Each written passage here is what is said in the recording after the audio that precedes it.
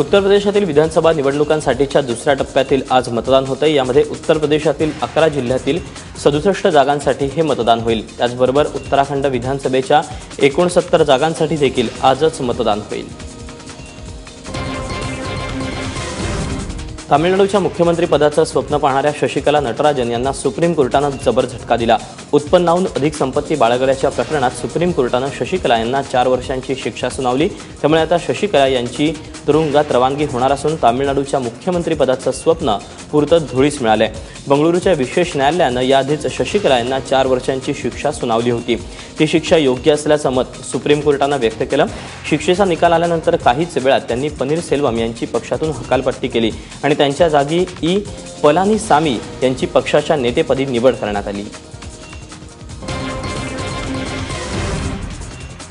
भारतीय अंतराळ संशोधन संस्था आज एकाच वेळी 104 उपग्रह अवकाशात सोडून नवा जागतिक विक्रम प्रस्थापित करणार आहे। PSLV या स्वदेशी बनावटीच्या प्रक्षेपकाच्या सहाय्यानं हे उपग्रह अवकाशात सोडण्यात येणार आहेत। आंध्र प्रदेशच्या श्रीहरी केंद्रावरून PSLV C-37 सकाळी 9:28 अवकाशात झेपावेल। इस्रोच्या या यशामुळे आता अवकाश संशोधनाच्या क्षेत्रामध्ये एका नव्या दरयुद्धाला सुरुवात होण्याची शक्यता आहे।